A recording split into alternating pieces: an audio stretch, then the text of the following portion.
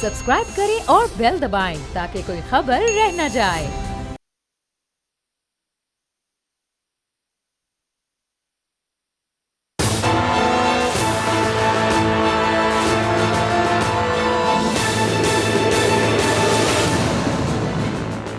अस्सलाम वालेकुम, मैं आपका मेज़बान समी इब्राहिम। आप देख रहे हैं प्रोग्राम तज्ज़िया। आज जुल्करनैन हमारे सीनियर कॉरेस्पॉन्डेंट मेरे साथ हैं स्टूडियोज़ में और हमारे रिपोर्टर अब्दुर्रहमान लाहौर में हमें ज्वाइन करेंगे। कोशिश करेंगे कि सरफराज बुगटी साहब जो साबिक़ वज़ीर दाखिला हैं बलूचिस्तान के, उनको भी ले लें। मौज़ूआत जो हैं आज पॉलिटिकल डेवलपमेंट्स हैं। सुप्रीम कोर्ट ऑफ पाकिस्तान के अंदर भी जो नेक्स्ट वीक का जो आया है रोस्टर, उसमें जो इम्पॉर्टेंट मुकदमात है फ़ौजी अदालतों के मुतालिक जो केस है, और इसके अलावा जो supreme court practice and procedure act है उनके जो बेंच हैं उनके हवाले से अब शेड्यूल आ गया है, उन मुकदमात की समाअत होगी। कुछ आज अहम फ़ैसले हुए। तोशा खाना केस जो है वो, उसमें एक बड़ी हमें नज़र आ रही है कुछ थोड़ा तब्दीली की हवाएं हैं, और जो पीटीआई के चेयरमैन हैं उनके लिए मंडे वाले दिन तक टाइम दे दिया गया उन्हें इस्तिस्ना भी दिया गया। और इसके अलावा जो यहाँ पर पॉलिटिकल एक्टिविटी है इस्लामाबाद में, अब वो ज़ोर पकड़ने लग गई है। आईएमएफ के जो पैसे थे वो रिलीज़ हो गए हैं, और उसके बाद मार्केट में उसका जो इम्पैक्ट है, डॉलर की प्राइस थोड़ा नीचे आई है। सस्टेनेबल है या नहीं ये हमें पता चलेगा। एक और बड़ा अहम मुकदमा था जो सेशन कोर्ट में था आज़म खान साहब जज के पास, जो कि एक गैर शरई निकाह के हवाले से था। पीटीआई चेयरमैन के ख़िलाफ़ सिविल अदालत है, जज नसरुल्लाह खान, उन्होंने इसको नाकाबिले समाअत करार दिया था। फिर हुकूमत अपील में चली गई। अब जो सेशन जज साहब हैं उन्होंने जो मातहत अदालत का फ़ैसला है उसे कालअदम करार दे के दोबारा वापस भेजा इस केस को जज साहब के पास, और कहा है कि इसको देखें दोबारा और कानून के मुताबिक फ़ैसला करें। बिल्कुल वैसे ही ये फ़ैसला है जैसे इस्लामाबाद हाई कोर्ट के जज साहब ने वापस भेजा था तोशा खाना केस एडिशनल सेशन जज हुमायूं दिलावर साहब की अदालत में। तो लेकिन अभी कुछ जो पटवार सहाफ़ी हैं और जो इस तरह जो मीडिया चैनल्स हैं वो बड़ा एक जोश मना रहे हैं, बड़ा जश्न मना रहे हैं, मिठाइयाँ खा रहे हैं। अंग्रेज़ी ज़रा कम आती है, जब थोड़ी देर के बाद समझ आएगी, पढ़ेंगे तो फिर परेशानी होगी उन्हें। बहरहाल ये केस रिमांड हुआ है, और ये जिस तरीके से पोर्ट्रे किया गया टिकर्स में, तो ऐसा कुछ नहीं है।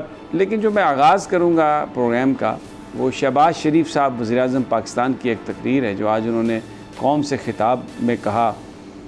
तवक्को ये की जा रही थी कि वो ज़रूर आईएमएफ का ज़िक्र करेंगे, इसको एक ये हुकूमत अपनी बड़ी एक परफॉर्मेंस समझ रही है, और यानी अगर कशकोल में कुछ पड़ गया तो इसको समझा जा रहा है कि पता नहीं क्या हो गया, पाकिस्तान डिफ़ॉल्ट से बच गया। तो डिफ़ॉल्ट जो है वो इन्हीं लोगों की वजह से, ये जो मौजूदा हुकूमत है इनकी पॉलिसीज़ की वजह से ही वो ख़तरा था। जो सियासी अदम इस्तेकाम है इस वक्त इस मुल्क में, जो टाइम पर इलेक्शंस नहीं करवाए गए 2 बड़े सूबों में, अब एक ऐसी हुकूमत है वहाँ पर जो इल्लीगल है, गैर कानूनी है, लेकिन ज़ाहिर है कोई बोलता नहीं है। और अब तवक्को थी कि शहबाज शरीफ साहब को इलेक्शन के हवाले से ज़रूर बात करेंगे, लेकिन उन्होंने कोई एश्योरेंस नहीं दी कि मुल्क में आप तैयारी करें, अब आम इंतखाबात हो रहे हैं। जो बड़ी बात उन्होंने कही वो यही कि बस अगस्त में हम ये हुकूमत निगरानों के हवाले कर देंगे। ये नहीं कहा क्लियर कट कैटेगोरिकली, ये नहीं कहा कि हमारी कमिटमेंट है कि हम जमहूरियत पसंद लोग हैं और इलेक्शन करवाएंगे, और ये अब एक ही दिन इलेक्शन होगा, और बात कोई इस तरह की बात नहीं आई। और वो जिस तरह एक करते हैं अपने आप को अल्लामा इकबाल की तरह मुफक्कर बना के पेश करते हैं, 3-4 अल्फाज, वो शबाना रोज़ मेहनत और ये पता नहीं वो अल्फाज तो मैंने आज नहीं सुने, लेकिन इलेक्शंस के हवाले से कोई बात नहीं की। मैं बहुत सारे लोगों से बात की जिनके साथ मिलकर बैठकर हमने ये तकरीर सुनी, तो लोग ये समझ रहे थे कि शायद आज कोई इस हवाले से कैटेगोरिकल कोई स्टेटमेंट देंगे, अश्योरेंस देंगे। लेकिन जो बड़ी बात उन्होंने कही कि हम बस निगरानों के हवाले ये हुकूमत कर देंगे। आइए वो शॉट उनका सुन लें जो बहुत बड़ा उन्होंने आज जो तीर चलाया है और कहा है कि जी हम बस हुकूमत छोड़ देंगे। आइए ज़रा सुन लेते हैं। मुझे बतौर वज़ीर आज़म सौंपी थी मुल्क की भलाई, आपकी खैरखाई और ख़िदमत की ये मुक़द्दस अमानत अगस्त 2023 को हम निगरां हुकूमत के सपुर्द कर देंगे इंशाअल्लाह। बजाय ये कहने के कि इक़्तिदार जो है ये अवाम जिसको ताज पहनाए इलेक्शंस के ज़रिए उसी को ये मिलना होता है। हमने बड़ी कोशिश की और अब बस वक्त आ रहा है कि आप इलेक्शंस की तैयारी करें और हमें इलेक्शंस में यानी कोई बात नहीं है इलेक्शंस की। जुल्करनैन, कुछ मायूसी हुई आपको? देखिए, अगस्त में तो वैसे ही असम्बली का टर्न्योवर पूरा हो रहा है, तो वो कोई शांत तो नहीं कर रहे इक़्तिदार निगरानों के हवाले करके। बेहतर ये होता आज वो डेट अनाउंस करते कि जी इस डेट को पूरी हो रही है असम्बली की टर्न्योवर, हम उससे एक दिन पहले एग्जैक्ट उस टाइम के ऊपर करेंगे। आज ये अनाउंसमेंट करनी बनती थी। ये तो बच्चे को पता है, अंधे को भी नजर आ रहा है कि अगस्त में लेकिन वो तो जो अपनी परफॉर्मेंस जिसको वो एक बड़ा तीर मारा है उन्होंने, वो IMF से कर्जा जो मिला है वो बड़ी परफॉर्मेंस है। साथ में एवं अशोई के लिए ये कह देते हैं कि देखें ये कशकोल से कौमें नहीं बनती, और फिर कहते हैं कि हम जहाँ जाते हैं हमें देखकर लोग समझते हैं ये पैसे मांगने वाले आ गए हैं और बस मांग नहीं रहे, मजबूरी है। अच्छा, परफॉर्मेंस की आपने बात की ना, तो परफॉर्मेंस इन्होंने कुछ अर्सा पहले जो मुस्लिम लीग नून का इजलास हुआ था, मोहतरमा मरियम नवाज शरीफ साहिबा ने ये कहा था घर घर जाके नवाज शरीफ का पैगाम पहुँचाएँ और अपनी कारकर्दगी बताएँ। लोग इंतज़ार कर रहे हैं वैसे एक बार आण सही। तो जो आटे का भी पूछेंगे परफॉर्मेंस उनसे, जो महंगाई है, जो पेट्रोल है, किराए हैं, सारी चीज़ें हैं, तो सारे सवाल पर लोग पूछेंगे कि इस मामले में आपकी क्या कारकर्दगी रही। तो वो इंतज़ार करें, खासकर लोड शेडिंग जो आजकल हो रही है, 10 बजे रात 10 बजे के बाद गैस की भी और सारा दिन जो बिजली की हो रही है, तो लोग भी इंतज़ार कर रहे हैं कि आगे परफॉर्मेंस को बताए तो सही। लेकिन ये जो बात है कि हम गवर्नमेंट निगरानों के हवाले कर देंगे, मुझे इसमें बड़ा एक मतलब मैसेज सा लग रहा है कि जैसे कोई निगरान सेटअप जो है वो कोई लंबा सेटअप ये बनाने के लिए हैं, क्योंकि आज जो इलेक्शन की जो कमिटमेंट है वो नज़र नहीं आई, इलेक्शन की कोई बात नहीं हुई। तो ये बहुत बड़ा एक ये अलार्मिंग एक सवालिया निशान है। ये समीर साहब, आपको याद होगा कल हमने हाफिज़ अहमदुल्ला साहब से ये सवाल पूछा था कि नवंबर में अगर पहले तहलील हो जाती है, 1 घंटा पहले भी असम्बली तहलील हो जाए, बाद नवंबर तक जाएगी। वो बर्फ़बारी के महीने हैं, जो आपके बलाई इलाके वहाँ इलेक्शन, खासकर KP में इन एरियाज़ में इलेक्शन नहीं हो सकेगा। तो उस वक्त फिर आप क्या करेंगे? क्या एक सुबह अलहदा कर देंगे, बाकी जो पहले रोनर होते थे कि जी पंजाब में पहले इलेक्शन हो गया सूबाई असम्बली का, तो कौमी का मुतासर होगा, फिर वहाँ पे इलेक्शन कैसे आप छोड़ देंगे? और अगर बर्फ़बारी ख़त्म होने का इंतज़ार करते हैं तो निगरान का टर्न्योवर 3 महीने गुजर जाएगा, फिर आपको मार्च अप्रैल में जाके लेकिन निगरान का जो टेन्योर है वो तो पंजाब में भी गुजर चुका है, KP में गुजर चुका है, और KP में तो बिल्कुल इस वक्त एक गवर्नर राज की सी कैफियत है। जो गवर्नर साहब हैं ग़ुलाम अली साहब, सब कुछ वो इस वक्त हर चीज़ के पीछे वो हैं, और जो निगरान हुकूमत है, जो केयर टेकर चीफ मिनिस्टर हैं, वो तो सिर्फ नाम के केयर टेकर चीफ मिनिस्टर हैं, कोई उनके पास इख्तियार नहीं है। अब गवर्नर साहब के ख़िलाफ़ पाकिस्तान पीपल्स पार्टी, ANP, मुस्लिम लीग नून, ये सब सफ़ आ रहा है इस वक्त, और यही वो वजह थी जिसको काउंटर करने के लिए मौलाना फजलुर रहमान ने 2-3 दिन पहले गुफ्तगू की, नवाज़ शरीफ साहब पर क्रिटिसिज्म किया और फिर उसके बाद शहबाज साहब से मिले। लेकिन असल जो बात थी जिस पर वो झगड़ा कर रहे थे, वो बात ये थी कि गवर्नर को वो कह रहे हैं कि आप उनको कोई आपने तब्दील नहीं करना और हमें इसमें हिस्सा देना है। तो ये तो एक ऐसा लग रहा है कि जैसे ये अपने आप को जो एक इललेजिटिमेट गवर्नमेंट है उसको उसका टाइम बढ़ाने की ये बात कर रहे हैं। देखिए, वो इक़्तिदार छोड़ने का दिल तो किसी का भी नहीं करता, इनका भी नहीं कर रहा होगा, पता नहीं किस दिल से उन्होंने कह दिया निगरानों के हवाले करेंगे। निगरान कौन होंगे वो भी, अब अगर राजा रियाज साहब अड़ गए ना तो मियाँ साहब निगरान लगा नहीं सकेंगे अपनी मर्जी का। आपका ख्याल है कि राजा रियाज साहब बढ़ जाएंगे? मैं उनको तो सिर्फ एक टिकट चाहिए। सर मैं वही कह रहा हूँ ना, वो अड़ गए ना अगर, तो ना ये चेयरमैन नैब लगा सकते थे, ना वो कर सकते थे। तो राजा रियाज साहब की मेहरबानी होगी अगर मियाँ साहब की बात मान लें। आपको पता है वो बड़े असूली आदमी हैं। वाकई ये बात आपकी बिल्कुल सही है कि जो असूल हमने असूल पसंदी जो राजा रियाज साहब की देखी है, उसके बाद तो वाकई उनका शहबाज शरीफ साहब के साथ लड़ना झगड़ना बनता है। अच्छा जुल्करनैन, सुप्रीम कोर्ट की जो कारकर्दगी जो है उसके हवाले से भी एक रिपोर्ट जो है वो आई है जी बिल्कुल। और लेकिन उसमें कुछ केसेस की तादाद जो है ओवरऑल जो पेंडिंग केसेस हैं वो तादाद बढ़ गई है। एक तो ये बता दें इसकी क्या वजह है, और दूसरा कुछ हमें पता चलता है कि कौन कौन सा जो जज है उसकी क्या परफॉर्मेंस है, इसमें ये भी नज़र आता है इस रिपोर्ट में। ऐसा है समीर साहब, जो पेंडेंसी है वो बड़ी नहीं है, कम हुई है तकरीबन। कह लें कि तो ये मीडिया क्यों चला रहा है खबर, ये इसे सिर्फ उमर अता बंदयाल साहब पर तनकीद करने के लिए चला रहा है? जी बिल्कुल, क्योंकि शायद उनकी मर्जी के फैसले नहीं आ रहे, इसलिए जज जो है ना हमेशा जिसकी मर्जी का फैसला में कहते हैं जज ही ठीक है, जज 2 नंबर है। आप कह रहे हैं कि जो पेंडेंसी है वो कम हुई है, लेकिन मैं आप यकीन करें टिकर हर फिर मैं आपको फिगर दे देता हूँ, एग्जैक्ट फिगर दे देता हूँ जो ऑफिशियल फिगर्स हैं। 2 फरवरी 2022 तक जो मजमूई केसेस जो पेंडिंग थे वो थे 54,706।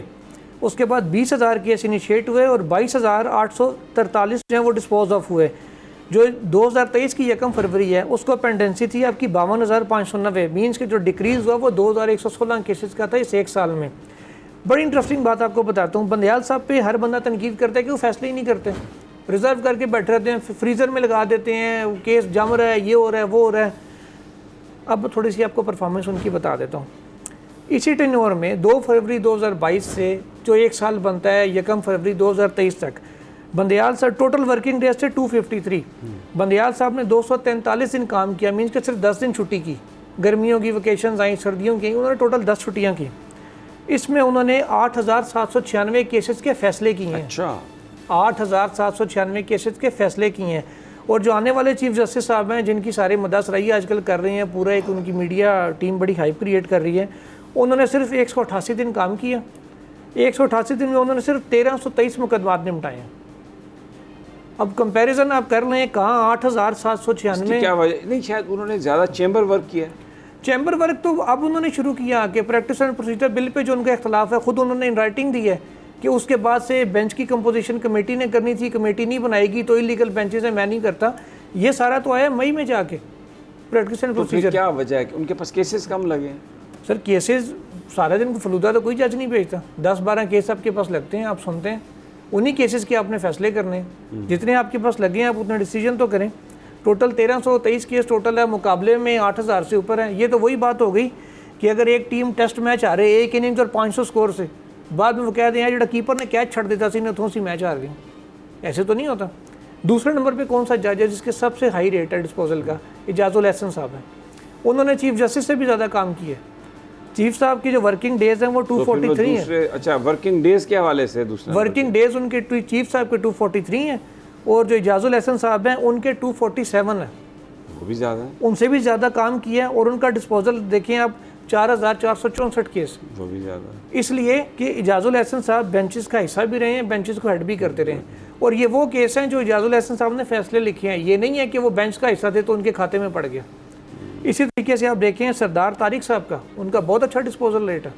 सरदार तारिक साहब के मैं आपको एग्जैक्ट बता देता हूँ, उन्होंने केसेस जो निपटाए हैं 158 दिन उन्होंने काम किया, 3,126 केसेस निपटाए हैं। काजी साहब से कम दिन काम किया, उनसे 3 गुना ज़्यादा केसेस निपटाए हैं उन्होंने। तो वो सारे क्रिमिनल केस हैं, आम लोगों बेचारों के जो जेलों में पड़े हैं, किसी की ज़मानत नहीं हो रही, किसी की सज़ा हुई है, अपील नहीं सुनी जा रही है, सारे वो केस सरदार साहब असल में ज़्यादा टाइम मुझे लगता है उन्होंने ख़त लिखने पे लगाया। और जाहिर है बस अब ख़तों किताबों से बाहर आएंगे तो फिर आप केस की तरफ जाएंगे ना। चले खैर, बहरहाल कॉम्पिटेंट जज हैं, इसमें तो कोई शक नहीं। उनकी जो जुडिशल माइंड है, जुडिशल कैपेसिटी है, उसमें कोई शायद दो राय नहीं है। और वो स्पेशली जो उनका फैसला था 21वीं तरमीम केस का, बड़ा ज़बरदस्त, यकीन करें मैं कहता हूँ एक शाहकार था।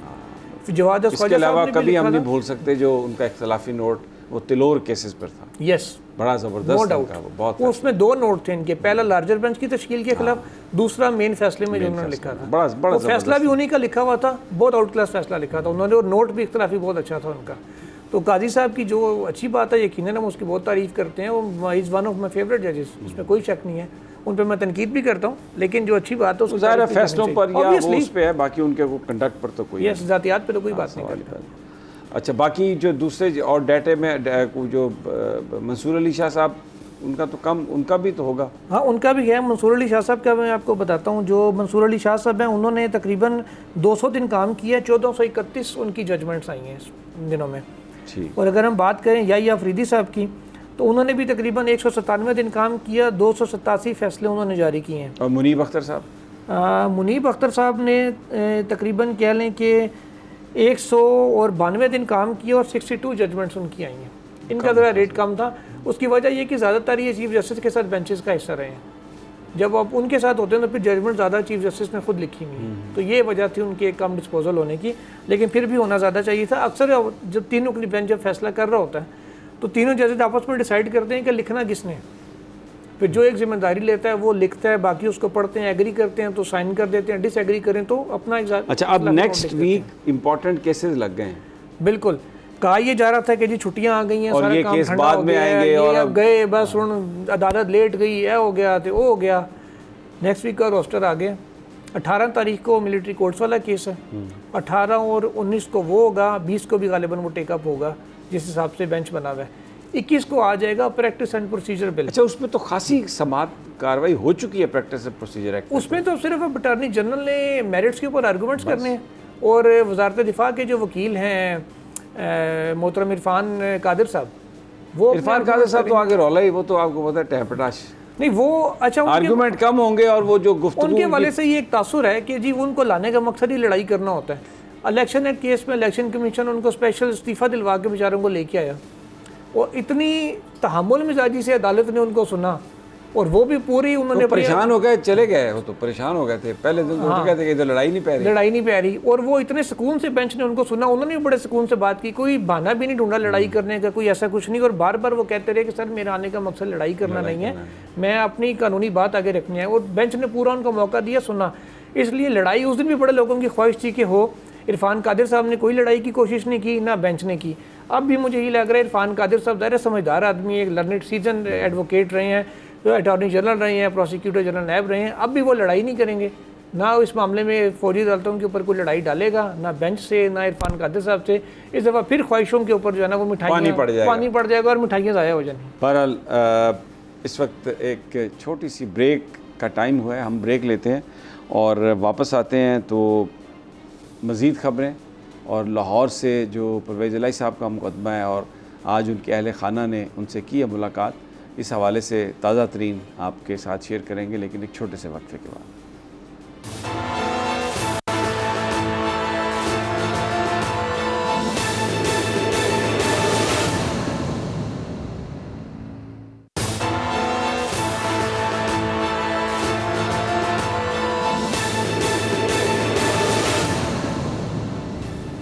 वेलकम बैक नाज़रीन। इस वक्त हम बात कर रहे हैं पाकिस्तान की सियासत पर और ब्रेक पर जाने से पहले हम supreme court practice and procedure act पर बात कर रहे थे। जी जुल्करनैन। अच्छा sir, practice and procedure act ये वो कानून है जिसमें अपील का राइट दिया गया 184(3) में, जो पहले आइन में नहीं दिया गया। और इसको चैलेंज किया गया था तहरीक इंसाफ समेत 5 मुख्तलिफ जो दरख्वास्त गुजार हैं उनकी जानिब से। सुप्रीम कोर्ट इस पर स्टे ऑर्डर दे चुकी है। 8 रुकनी लार्जर बेंच है जो समाअत कर रहा था।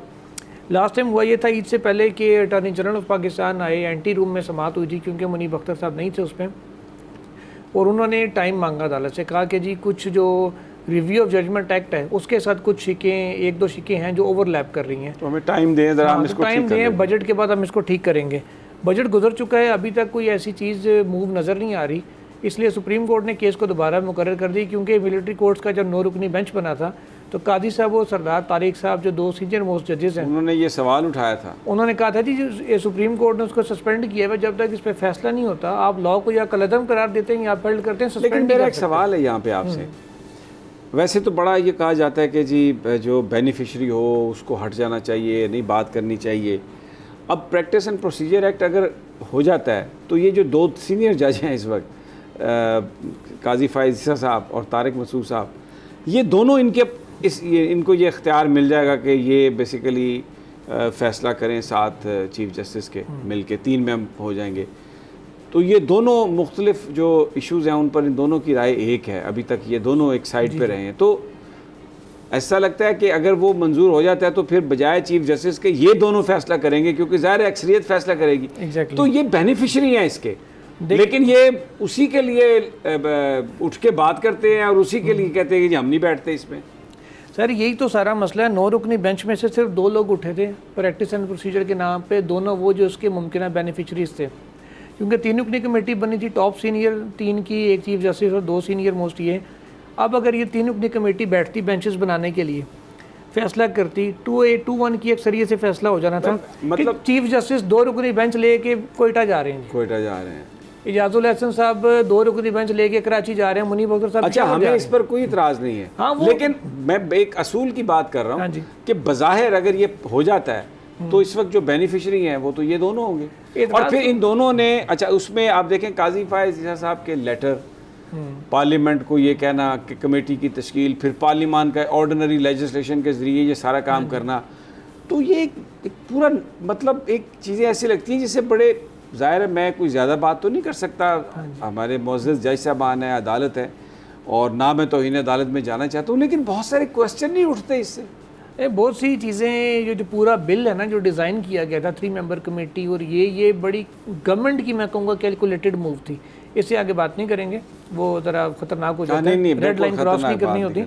गवर्नमेंट की बड़ी कैलकुलेटेड मूव थी, गवर्नमेंट की बड़ी कैलकुलेटेड मूव थी, क्योंकि आगे जितने चीफ जस्टिस आने हैं, जो आना है, बंदयाल साहब का साथी वो 2-1 से फंसा रहना था, फंसा बड़े लंबे अरसा के वो फंसा लंबी हुआ है। प्लानिंग थी सर की, वो आयशा मलिक साहिबा तक चलनी थी, लंबी 2031-32 तक की चलनी थी। उसके बाद आगे क्या होता है, कौन जज जाते हैं, कौन चीफ जस्टिस होता है, वो बात की बातें थी। ये अगर हो जाए तो बहुत लंबा चलेगा। अभी सुप्रीम कोर्ट पे देखते हैं इस पर क्या फ़ैसला करती है। बहरहाल वो 21 तारीख को फिक्स हो गया, और एन मुमकिन है उसके ऊपर 1-2 हेयरिंग्स हो, 3 हेयरिंग्स हो, और फिर सुप्रीम कोर्ट किसी नतीजे पर पहुँच जाए, क्योंकि एक साइड के आर्गूमेंट्स ऑलमोस्ट कम्प्लीट हो चुके हैं। जब नतीजे पर पहुँच जाएगी, फिर फैसला जिस तरफ भी हो, जो 2 साहिबान है उनका ये इतराज़ कम अज़ कम ख़त्म हो जाएगा कि जी प्रैक्टिस एंड प्रोसीजर पे फैसला नहीं हुआ था। बिल्कुल। अच्छा, अब एक और अदालत का एक और मसला भी है, लेकिन इसे अगले हाफ में करेंगे। अभी ताहिर खान साहब जो हैं उन्होंने हमें ज्वाइन किया, और बहुत शुक्रिया ताहिर आपका, बड़े अरसे के बाद आपसे बात हो रही है। मैं जो आपसे बात करना चाह रहा हूँ ताहिर, अचानक हमने देखा है कल बलूचिस्तान में 2 जो हमारी जगहों पर एक ऐसा लगता है कि साइमल्टेनियसली हमला हुआ है, तो ये अचानक दहशतगर्दी के वाक़यात, और उसमें बड़ी बहादुरी से हमारे जो जवान हैं उन्होंने वो लड़ा है और शहादत उनको, और उसमें मैं देख रहा था जो तस्वीर आई हैं, कोर कमांडर कोयटा ख़ुद जो हैं वो बुलेट प्रूफ जैकेट्स लेके तो वो पहनी हुई हैं उन्होंने, और वहाँ पर वो ऑपरेशन में मौजूद हैं। तो ये एक मतलब अचानक क्या वजह बलूचिस्तान को टारगेट करना शुरू कर दिया गया? क्या IMF से जो एग्रीमेंट हुआ है, अब डिफ़ॉल्ट होने का ख़तरा पाकिस्तान का कुछ बच गया है, और ज़ाहिर है CPEC का भी मामला है। आप क्या देखते हैं, कौन इसके पीछे हो सकता है? अचानक तेज़ी क्यों आई है? बहुत शुक्रिया मुझे दावत देने की। अचानक तो खैर मैं शायद आपके माफ़ कीजिएगा, आपके अल्फाज से इख्तिलाफ करूँगा। ठीक है, अचानक बिल्कुल नहीं है, बिल्कुल मंसूबा और प्लान, सब कुछ प्लानिंग सबसे बिल्कुल मौजूद है। अचानक तो एक ग्रुप आ करके वो तो एक फ़ौजी मरकज़ को निशाना तो नहीं बना सकते, तो इस तरह के प्लानिंग हुई, और इनका फोकस है बलूचिस्तान का मसला खैबर पख्तूनख्वा से थोड़ा सा एक लिहाज से मुख्तलिफ है। बलूचिस्तान में इस वक्त जो ज़्यादा चैलेंजेस है कि एक तो बलोच अलहदी पसंद ग्रुप है, कलदम तहरीक तालिबान पाकिस्तान है, दाइश है, और आपको याद होगा सराजुल हक अमीर जमात इस्लामी पे जब हमला हुआ मई में, उसके बाद जब तहकीकात हुई क्योंकि ख़ुदकुश हमला और की बाडी बिल्कुल सही सलामत थी, तो बाद में पता चला कि वो लश्कर जंगवी जो फ़िरकावारी तंजीम है, तो उसमें वो उनकी शनाख्त जो हुई है, तो बलूचिस्तान को जिन्होंने हदफ बनाना है वो उनको मालूम भी है। तो हर जगह से एक चैलेंज है। और उसमें दूसरा जो हमला हुआ, एक तो जॉब वाला हुआ, तो वो फिर बलोच ग्रुप्स का है। तो वहाँ पे रियासत के ख़िलाफ़ जो ग्रुप्स लड़ रहे हैं वो फिर वहाँ पे मुत्तफ़िक है। अब आप देखें हमारे लिए मसाइल इसलिए बढ़ गए हैं बलूचिस्तान में कि वहाँ पे डिप्लॉयमेंट ज़्यादा हो रही है, वहाँ पर ऑपरेशन ज़्यादा हो रहे हैं, तो उसके में आपके कैजुअल्टीज़ का भी इम्कान है। पाकिस्तान के लिए एक और चैलेंज जो है वो बलूचिस्तान का ये है कि हमारे बलूचिस्तान की सरहदें 2 ममालिक के साथ है, ईरान और अफ़गानिस्तान के साथ। और अफ़गानिस्तान ज़ाहिर बात है कि ये तो पाकिस्तान का मौक़िफ़ भी है कि जो यहाँ पर हमले करते हैं वो हमारे सिक्योरिटी ऑफिशल्स के जब भी बात करते हैं वो मीडिया से या वैसे बात करते हैं तो अफ़गानिस्तान का नाम तो आता है। तो और अफ़गानिस्तान में तब्दीली के बाद चैलेंजेस में इजाफा हुआ है, तो लिहाजा क्योंकि बलूचिस्तान में हमला जो है उनको पता है दुश्मन को कि बलूचिस्तान पे जो हमला है वो पाकिस्तान के लिए बड़ा हसास है। आपने खुद जिक्र किया कोर कमांडर का कि वो खुद गए हैं, तो ये चीज़ है कि पाकिस्तान इसको बड़ा सीरियस लेता है। लेकिन जो रियासत के ख़िलाफ़ लड़ रहे हैं वो देखते हैं कि साफ जो नरम उनकी नज़र में एक हदफ है वो कहाँ पे है, और इस तरह प्लान किया था। ये देखो ना जिस तरीके से वो लोग मारे गए हैं हमला, और तो उसकी देखो यूनिफॉर्म भी नज़र आता है और बड़े मुसल्लह होके आए हैं। अब थोड़ा सा हमारे लिए ये भी है पाकिस्तान के लिए कि यहाँ पर ये लोग कहाँ से आते हैं और कहाँ से ये प्लानिंग करते हैं। ग्रुप में हमला जो है समी इब्राहिम साहब ये आसान नहीं होता। इसके लिए इसमें लोकल फैसिलिटेटर भी होते हैं, किसी ने बम प्रोवाइड करना है, जो बंदा हमला हो रहा है कहाँ से आएगा, जैकेट कैसे देनी है, पहुँचाना कहाँ पे है। फिर मुमकिन है कि कभी कभी उनको पूरे नक्शे पूरे सब पता है, और वो इन हमलों से पाकिस्तान के लिए एक सिक्योरिटी चैलेंजेस में इजाफा हुआ है। अब सिक्योरिटी हम तो मैं और आप तो नहीं कह सकते कि किस तरीके से उनसे निमटना है, लेकिन अगर आपका दुश्मन ज़्यादा मुनज़्ज़म है, उनके पास असलहा, लोग कहते हैं कि नेटो ने जो असलहा अफ़गानिस्तान में छोड़ा है अब ये इन मुसल्लह ग्रुप्स के हाथों में है, और मेरी नज़र में तरबियत भी उनकी निस्बतन माजी से बेहतर है, रिक्रूटमेंट भी उनकी निस्बतन ज़्यादा है। और दूसरी बात है कि उन पे अफ़गानिस्तान में जिस तरह पाकिस्तान का मौका पे वहाँ पे है, उन पे वो माजी की तरह प्रेशर भी नहीं रहा। तो लिहाजा अब देखना है कि हम इन पाकिस्तान किस तरह इस खतरे को काउंटर करके, अब इलेक्शन भी आ रहे हैं और इलेक्शन भी एक सिक्योरिटी मसला तो रहेगा, तो अब देखना है किस तरीके से हिकमत अमली होती है कि उनको काउंटर किया जाए। ताहिर खान, बहुत बहुत शुक्रिया आपका। बहुत इम्पोर्टेंट आपकी इनपुट है और बिल्कुल एक बड़ा चैलेंज है, लेकिन बड़ी बहादुरी से हमारी जो अफवाज हैं वो ये इस तरह के लोगों का मुकाबला कर रही हैं, और कौम इस जंग में उनके साथ है। जो आके मराकज़ पर इस तरह हमला करता है, ट्रेंड है, वर्दियाँ पहन कर आता है, और उसका मकसद पाकिस्तान को नुकसान पहुँचाना है, तो उस पर चाहे कोई भी किसी भी ग्रुप से, पाकिस्तान में किसी पार्टी से, किसी से भी कोई ताल्लुक़ है किसी का, पूरी कौम जो है वो एक है इस मामले में, और इनका मुकाबला, इन दहशतगर्दों का मुकाबला करेगी और हो भी रहा है। मुझे यहाँ पर एक छोटा सा वक्फ़ा लेना है। जब वापस आते हैं तो फिर कुछ मामलात आज़म खान साहब ने आज एक फ़ैसला किया है, जज साहब ने, सेशन जज साहब यहाँ पर उन्होंने एक गैर शरई निकाह जिसका टारगेट जो है केस का इमरान खान साहब हैं, और फिर तोशा खाना का भी कुछ ज़िक्र करेंगे। उसमें भी हमें कुछ हवाएं जो हैं वो बदलती नज़र आ रही हैं, लेकिन ये सब एक छोटे से वक्फे के बाद।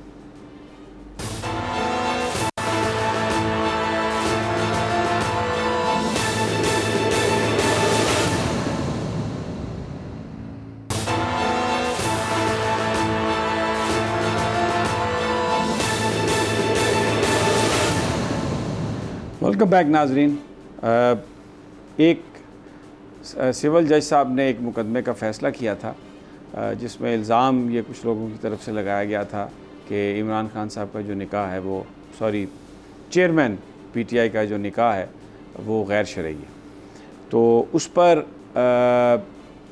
जज साहब ने कहा कि नहीं, ये बिल्कुल काबिल समाअत नहीं है। अपील हुई सेशन कोर्ट में, तो आज़म खान साहब, जज साहब, उन्होंने अब ये इसको भेज दिया वापस, और वो जो फ़ैसला उनका था उसको कालादम करार दे के कहा है कि दोबारा इस केस का फ़ैसला करें। जुल्करनैन सर, जिस टेक्निकल ग्राउंड के ऊपर नाकाबिल समाअत हुआ था, उसी टेक्निकल ग्राउंड को दोबारा जायज़ा लेने के लिए केस रिमांड कर दिया गया है। टेक्निकल ग्राउंड ये था कि वक़ूआ लाहौर में हुआ, तो पर्चा इस्लामाबाद में कैसे हो सकता? निकाह लाहौर में हुआ था, इस्लामाबाद में आप उसकी तनसीख का दावा कैसे कर सकते हैं जब तक केस लाहौर से यहाँ ट्रांसफ़र ना हो? ये इशू था। इसी बेस पे कहा था कि कोर्ट ने कहा था हमारी टेरिटोरियल जुरिस्डिक्शन नहीं बनती इसका जायज़ा लेने की, तो ये लाहौर में दायर हो सकता है। अब उसको चैलेंज कर दिया दरख्वास्त गुजार ने। आज वो उन्हीं नुकात के दोबारा जायज़े के लिए, ज़ाहिर है जब तक फ़ैसला कलअदम करार ना दें आप केस रिमांड नहीं कर सकते, वो करके दोबारा रिमांड किया गया कि जो पॉइंट्स दरख्वास्त गुजार उठा रहे हैं इनको दोबारा सुन लें, दोबारा सुन के अकॉर्डिंग टू लॉ फैसला करें।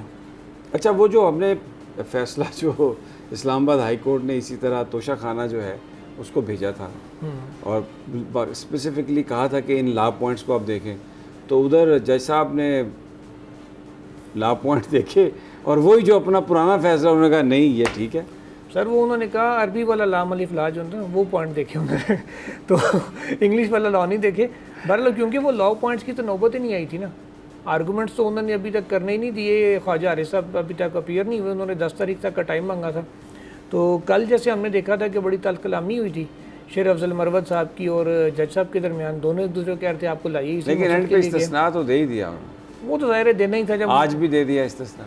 आज तो वो टोन ही बदली हुई थी क्योंकि कल तल्ख कलामी थी, उस पर जो जज साहब हैं उनके ऊपर बात उठी। देखिए वकील का तो है ना कि उसको रिलीफ नहीं मिल रहा, वो गुस्से में आ जाएगा, उसने क्लाइंट को भी जवाब देना होता है। मैं आपसे जब जज हाइपर हो जाए, लेकिन मैं आपसे डिसएग्री करता हूँ। मैंने कुछ बड़े सीनियर लोगों को उनके मैंने वीलॉग सुने, उन्होंने कहा कि वकील ने बदतमीजी की। चलें जैसे आपके दोस्त हैं बड़े। अब मेरे दोनों दोस्त हैं सर मेरी दोनों घरों में दोस्ती है। चीज़ ये है कि जब बतौर जज मैं ये कहूँगा कि जजेस को हाइपर नहीं होना चाहिए। तो जब वो जज साहब हाइपर हुए, ख़ुद उनको भी इस बात का बाद में एहसास हुआ, जब बंदा गुस्से से कूल डाउन होता है, ठंडा पानी पीता है, वो कहते हैं यार सारी बात ठीक है, मेरा ओहदा बहुत बड़ा है वकील की निस्बत, तो बड़े मुझे ऐसे एक्ट नहीं करना चाहिए, ज़रा बड़ा दिल रखना चाहिए। ये चीज़ गालिबन उनको एहसास हुई। फिर आज वो कूल डाउन रहे क्योंकि तासुर ये मिल रहा था कि जैसे टारगेट किलिंग के लिए इनको लाया गया।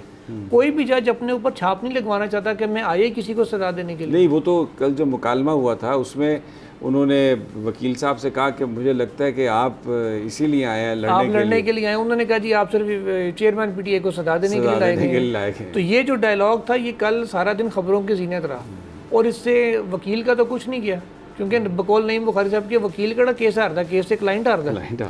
तो लेकिन जज साहब है ना, वो उनका ज़रा कंडक्ट के ऊपर बात आती है, उन पर तनकीद हो रही थी। तो वो उन्होंने अपना आप ज़रा अपने जो कंडक्ट है, अपनी जो रवैया था या कह लें अपनी जो गुस्सा था उसको रिकंसिडर किया। आज वो बड़े कूल माइंडेड थे और उन्होंने जो टाइम मांगा वो दे दिया और अच्छा किया। देखिए ना, बिल्कुल अच्छा किया। इससे अदालत का वकार बहाल हुआ। और एक चीज़ हम डिस्कस कर रहे हैं, एक उनके रवैये में जो तब्दीली है, बिल्कुल, तो ये एक बड़ा एक पॉजिटिव एक वो चीज़ है। और बहुत सारे लोग तो खैर ये कह रहे हैं कि ये कुछ हवा और ही है, लेकिन बहरहाल हम तो ये समझते हैं कि अगर वो कूल डाउन हुए और अब उन्होंने मौका दे दिया है तो ये आई थिंक कल को अब ये चेयरमैन पीटीआई उनकी टीम गिला नहीं कर सकेगी ना, हमें मौका ही नहीं दिया गया। अच्छा, अब लाहौर अगर आप इजाज़त दें तो अब्दुर्रहमान साहब बड़ी देर से बेचारे लगा के बैठे हुए हैं टेलीफोन। अब्दुर्रहमान अस्सलाम वालेकुम। जी अब्दुर्रहमान, आवाज़ आ रही है? जी सर, आ रही है बिल्कुल। अब्दुर्रहमान चौधरी परवेज़ इलाही ज़मानतें हो रही हैं फिर भी रिहा नहीं हो रहे, क्या ये प्रॉब्लम आ गई है? जी समी साहब, इस हवाले से जो है आज भी चौधरी परवेज़ इलाही की जानिब से जो पटिशन दायर की गई थी उसमें उनके वकील ने अदालत को इसी बाबत अदालत में ये मौक़िफ़ इख्तियार किया कि चौधरी परवेज़ इलाही की 6 एंटी करप्शन के मुकदमात में और FIA के 2 मुकदमात में ज़मानतें जो हैं हो चुकी हैं, मगर इसके बावजूद उन्हें रहाई नहीं मिल रही और खुफिया जो मुकदमात हैं उन का ना तो बताया जा रहा है और ना ही किसी खुफिया इंक्वायरी का बताया जा रहा है और उन्हें इस वजह से जो है वो रहाई नहीं दी जा रही और FIA और दीगर अदारे जो है वो उनके रहाई के ऐन वक्त जो है वो जेल के बाहर पहुंच जाते हैं जब ये शुनीद होती है कि उन्हें जो है वो छोड़ दिया जाएगा और जेल से रहाई मिलेगी। उन्होंने अदालत से ये सदा की कि अदालत किसी भी खुफिया मुकदमे या किसी भी इंक्वायरी में गिरफ्तार करने से रोकने का हुक्म दे। उन्होंने कहा कि एक मुकदमे में ज़मानत होने के बाद दूसरे मुकदमे में गैर कानूनी तौर पर चौधरी परवेज़ इलाही को जो है वो गिरफ्तार कर लिया जाता है और इस हवाले से अदालत जो है वो उनकी ज़मानतें भी लेती है मगर अदालती फैसलों को भी नज़रअंदाज किया जाता है, जिस पर एडिशनल जो एडवोकेट जनरल थे उन्होंने अदालत में ये मौक़िफ़ इख्तियार किया कि किसी जो मुकदमे की जो इंक्वायरी या जो कार्रवाई है उसके हवाले से मुल्ज़म को आगाह करने से मुतल्लिक़ सुप्रीम कोर्ट ने रोक रखा है और ऐसा रिलीफ मांगा जा रहा है कि जो नहीं दिया जा सकता। एडिशनल एडवोकेट जनरल ने अदालत में ये भी मौक़िफ़ इख्तियार किया कि जो इस हवाले से चेयरमैन PTI ने भी एक दरख्वास्त दायर की थी जिसे अदालत ने वापस करते हुए जो है चेयरमैन PTI को ऐसा कोई भी रिलीफ देने से इनकार कर दिया था, जिस पर अदालत ने ये रिमार्क्स दिए कि अदालत का ये इब्तदाई हुक्म था, तफसीली फैसला क्या होता है इससे मुतल्लिक़ आप भी आगाह नहीं है। अदालत में एडिशनल एडवोकेट जनरल ने ये भी कहा कि जो ये अदालत है ये ऐसा कोई भी रिलीफ ना दे जो कि कानून से हटकर हो, जिस पर अदालत ने एडिशनल एडवोकेट जनरल से कहा कि आप ऐसी कोई बात ना करें। अदालत जो है आम आदमी का। अच्छा अब्दुर्रहमान, ये तो आप कार्रवाई सुना रहे हैं, मुझे ये बताइए कि अब क्या आखिर कहाँ तक बात गई और अब आगे क्या होगा? जी, इस हवाले से अभी तक तो 2 पिटिशनें जो हैं वो आ चुकी हैं और अदालत की जानब से जो है फैसला महफूज कर लिया गया है और जो फैसला है वो आज सुनाए जाने का इम्कान था। हम अब ये फैसला जो है ये कल सुनाया जाएगा और जो उनके वकील थे वो तो बड़े पुरुमीद हैं कि इस दरख्वास्त का अदालत ज़रूर जायज़ा लेगी और चौधरी परवेज़ इलाही की जो चूँकि उनकी ज़मानतें हो चुकी हैं और खुफिया मुकदमे में ही उनको पकड़कर जो है जेल के अंदर रखा गया है, तो उनके मुताबिक तो ये है कि फ़ैसला उन्हीं के हक़ में आएगा और चौधरी परवेज़ इलाही जो है वो जल्द जेल से बाहर होंगे। जी ठीक है अब्दुर्रहमान साहब, बहुत शुक्रिया आपका। ये भी एक अजीब बात है, खुफिया सील्ड FIRs मुकदमे, और अब अदालतों का तो तकद्दस इस हुकूमत ने बर्बाद करके रख दिया बिल्कुल। सर आप अगर इस बात को भी ले लेना कि खुफिया मुकदमे में उनको जेल में रखा गया है, खुफिया जेल में आप उस वक्त रख सकते हैं जब अदालत जुडिशल करे, एंटी करप्शन अपनी तहवील में ले सकता है, गिरफ्तारी ले सकता है, तो जेल से उनको मुंतकिल करना पड़ेगा। अगर किसी वो बस वो पकड़ के जेल में ही गिरफ्तार करके उधर ही रख लेते हैं बस। नहीं, जेल में तो रख ही नहीं सकते, या नहीं फिर आके मजिस्ट्रेट के सामने पेश करते हैं। वो अगर जिस्मानी रिमांड दे तो तफ्तीश होती है, अदरवाइज वो जिस्मानी रिमांड मिलता नहीं है, बस फिर जुडिशल हो जाता है तो उसी वक्त वापस जेल ले जाते हैं। हाँ जी, लेकिन अभी ये हुआ है जैसे चौधरी साहब की अभी तक जैसे बता रहे हैं कि तमाम मुकदमात में जमानत हो चुकी है, अब वो किसी खुफिया मुकदमे में जेल में तो रखने की तुक ही नहीं बनती। गिरफ्तारी ज़रूर हो सकती है कि वो बाहर निकलें फिर गिरफ्तार कर ले, जैसे बार बार होता जा रहा है, अली मोहम्मद खान के साथ हुआ और कई लोगों के साथ हुआ। कल इंशाल्लाह देखते हैं अब क्या फ़ैसला आता है। और हुकूमत जिस तरह अदालतों को और कानून को बेतौकीर कर रही है और इंतहाई अमली तौर पर तौहीन आमेज़ रवैया इस एडमिनिस्ट्रेशन का, हुकूमत का। बहरहाल इजाज़त दीजिए, कल फिर इंशाल्लाह मुलाकात होगी अल्लाह ने के बाद।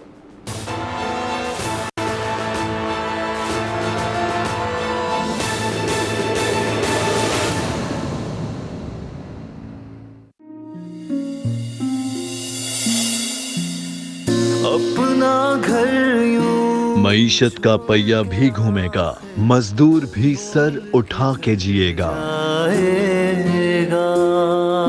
खेतों में हरियाली लहराएगी, किसान भी खुशियां समेटेगा, वक्त गुजर उम्मीद के चिराग जलते रहेंगे, महंगाई से भी जान छूटेगी, फैसले की घड़ी पाकिस्तान जीता है और पाकिस्तान ही जीतेगा, बोल बनेगा अवामी मसाइल की आवाज, कठिन फैसले बात होगी मसाइल की लेकिन हल के साथ। देखिए खुसूसी नशरियात मिशन मईशत बुध के रोज 1 बजे सिर्फ बोल न्यूज पर। सब्सक्राइब करें और बेल दबाएं ताकि कोई खबर रह न जाए।